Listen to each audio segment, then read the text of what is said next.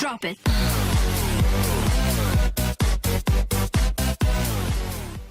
Hi, எல்லாரும் எப்படி இருக்கிறீங்க? நாங்கள் நல்ல சுகமாக இருக்கோம். நீங்களும் சூப்பராக இருப்பீங்கன்னு நம்புகிறேன். இன்றைக்கி நாங்கள் முருங்கக்காய் பொரிச்ச குழம்பு எப்படி செய்கிறதுன்னு பார்க்க போகிறோம்.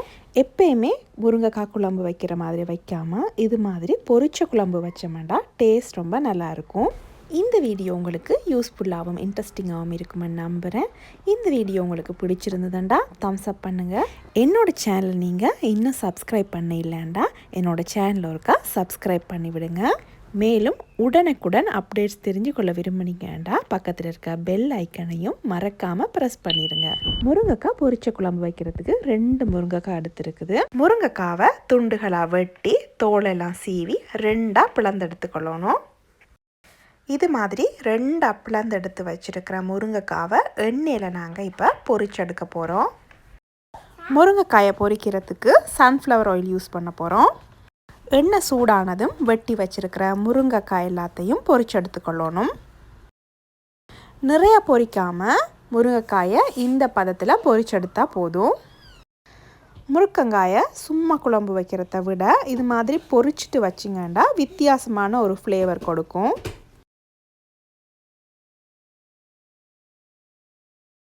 எல்லா முருங்கங்காயையும் இது மாதிரி நல்லா பொரிச்சிட்டு எண்ணெய் வடிகிறதுக்கு பேப்பர் டவலில் போட்டு வைக்கணும். இன்றைக்கி நாங்கள் இந்த முருங்கங்காய் குழம்பை இந்த மண் சட்டியில் தான் வைக்க போகிறோம். தாளிக்கிறதுக்கு கொஞ்சம் எண்ணெய் விட்டுக்கொள்கிறேன். மண் சட்டி புதுசாக இருந்ததுண்டா நீங்கள் கொஞ்சம் நினச்சிட்டு அடுப்பில் வைங்க. ஏனெண்டா ஃப்ளேம் கொஞ்சம் கூடவாக இருந்ததுண்டா சம்டைம்ஸ் வெடிக்க பார்க்கும். அதனால் கொஞ்சம் நினச்சிட்டே அடுப்பில் வைங்க. மேலும் நீங்கள் புதுசாக மண் சட்டி வாங்கியிருந்தீங்கன்னா அந்த சட்டியை எப்படி சீசனிங் பண்ணுறதுண்டு ஒரு வீடியோ ஏற்கனவே போஸ்ட் பண்ணியிருக்கிறேன். விருப்பமாண்டா செக் பண்ணி பாருங்கள். உண்மையை சொல்ல போனோம்டா நாங்கள் மண் சட்டியில் சமைச்சோம்டா நாங்கள் சமைக்கிற சாப்பாட்டோட சுவை இன்னும் அதிகரிக்கும். எண்ணெய் சூடானதும் கொஞ்சமாக கடுகு, கொஞ்சமாக வெந்தயம், கொஞ்சமாக சோம்பு, கொஞ்சமாக சின்ன சீரகம் சேர்த்து பொரிய விடணும். கடுகு சீரகம் எல்லாம் வெடித்ததும் சின்ன வெங்காயம் சேர்த்துக்கொள்ள போகிறேன். கொஞ்சம் நேரத்தில் பச்சை மிளகாய், உள்ளி, கருவேப்பிலை சேர்த்துக்கொள்ளலாம்.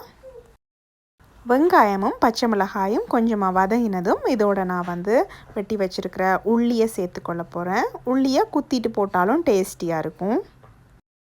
மேலும் இதோட ஒரு சின்ன வெங்காயம் 4 நீங்கள் அப்படியே முழுசாக போட்டிங்கன்னா கறியில் கடிபடும் போது வித்தியாசமான ஒரு ஃப்ளேவர் கொடுக்கும். ட்ரை பண்ணி பாருங்கள். இதெல்லாம் கொஞ்சம் நேரம் வதங்கின பிறகு கருவேப்பிலை சேர்த்துக்கொள்ளலாம்.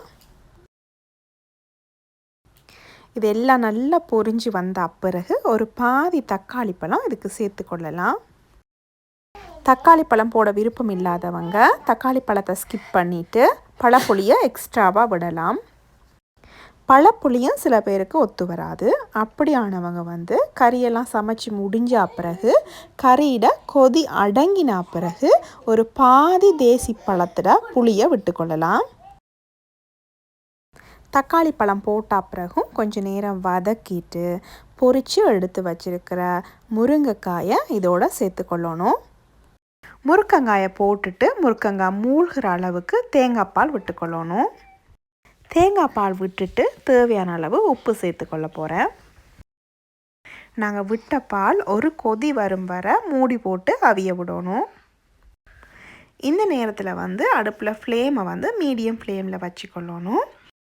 பால் ஒரு கொதி வந்த பிறகு தான் மிளகாத்தூள் சேர்த்துக்கொள்ளணும். நீங்கள் பால் கொதிக்க முன்னுக்கு மிளகாத்தூள் சேர்த்திங்கண்டா சம்டைம்ஸ் மிளகாத்தூள் கட்டி கட்டியாக இருக்க பார்க்கும். ஸோ கொஞ்சம் கொதி வந்த பிறகு மிளகாத்தூள் சேர்த்துக்கொள்ளுங்க. மிளகாத்தூள் சேர்த்துட்டு நல்லா கலக்கி விட்டுட்டு மூடி போட்டு லோ ஃப்ளேமில் விட்டு அவிய விட போகிறேன். மூடி போட்டு மூடி ஒரு 10-15 நிமிஷத்துக்கு பிறகு பழப்புளி விட்டுக்கொள்ளணும். இப்போ நாங்கள் இதோட ஒரு 2 டேபிள் ஸ்பூன் பழப்புளி சேர்த்துக்கொள்ளணும்.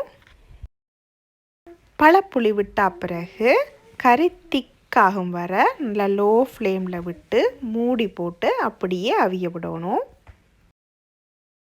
இப்போ எங்களோட முருங்கக்காய் பொரிச்ச குழம்பு ஆல்மோஸ்ட் ரெடி ஆகிடுது. இனி நான் 2-3 கருவேப்பிலை வெட்டி போட்டுட்டு அடுப்பை அப்படியே ஆஃப் பண்ணி விட போகிறேன்.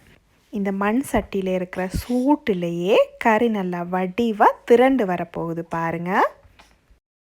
இவ்வளோதாங்க இந்த வீடியோ. நான் நம்புகிறேன் இந்த வீடியோ உங்களுக்கு யூஸ்ஃபுல்லாகவும் இன்ட்ரெஸ்டிங்காகவும் இருந்திருக்குமெண்டு. இந்த வீடியோ பிடிச்சிருந்ததுண்டா தம்ஸ் அப் பண்ணுங்கள். இன்னும் நீங்கள் என்னோடய சேனலை சப்ஸ்கிரைப் பண்ண இல்லாட்டி என்னோடய சேனலில் இருக்கா சப்ஸ்கிரைப் பண்ணிவிடுங்க. மேலும் சேனல் அப்டேட்ஸ் உடனுக்குடன் தெரிஞ்சுக்கொள்ள விரும்புனீங்கண்டா அப்படியே பெல் ஐக்கனையும் மறக்காமல் ப்ரெஸ் பண்ணிவிடுங்க.